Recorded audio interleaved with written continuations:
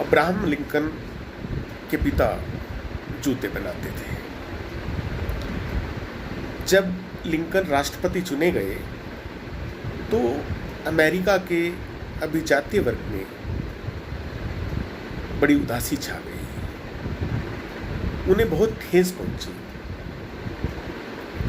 Senate के समक्ष जब वह पहला भाषण देने के लिए खड़े हुए तो एक सीनेटर ने ऊंची आवाज में कहा कि मिस्टर लिंकन, याद रखना तुम्हारे पिता मेरे और मेरे परिवार के जूते बनाया करते थे। इसी के साथ सीनेट में एक लेकिन लिंकन तो किसी और ही मिट्टी का बना हुआ था। उसने कहा कि मुझे मालूम है कि मेरे पिता जूते बनाते थे,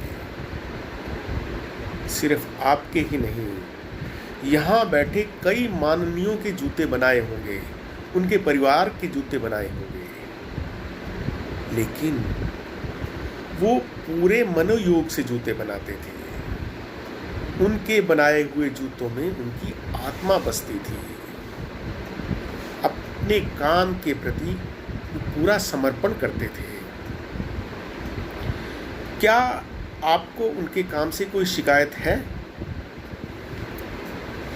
उनका पुत्र होने के नाते मैं स्वयं भी जूते बना लेता हूँ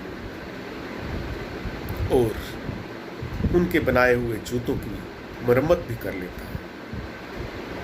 मुझे अपने पिता और उसके काम पर गर्व है। सीनेट में उनके इस तर्कवादी भाषण से सन्नाटा छा गया और इस भाषण को अमेरिका की सीनेट के इतिहास में बेहतरीन भाषण माना गया और इस भाषण से एक थ्योरी का इजाद हुआ जिसे कहा जाता है डिग्निटी ऑफ लेबर।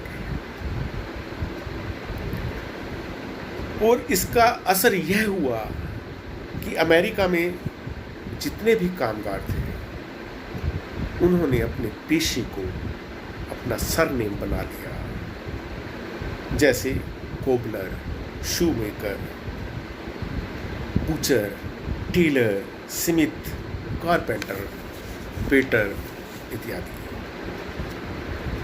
अमेरिका में आज भी श्रम को महत्व दिया जाता है,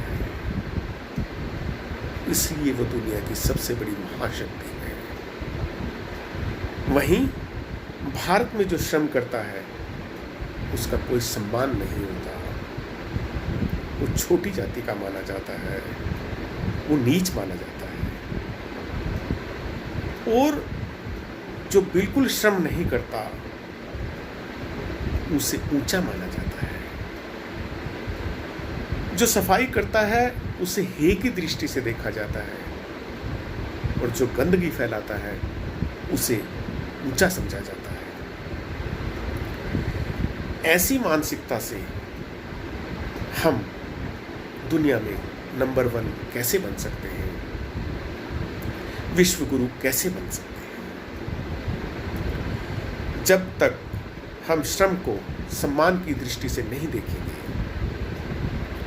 जातिवाद और ऊंच नीच के भेदभाव में फंसे रहेंगे, तो हम राष्ट्र का निर्माण नहीं कर सकते। हम राष्ट्र के निर्माण में एक बहुत बड़ी बाधा बनेंगे।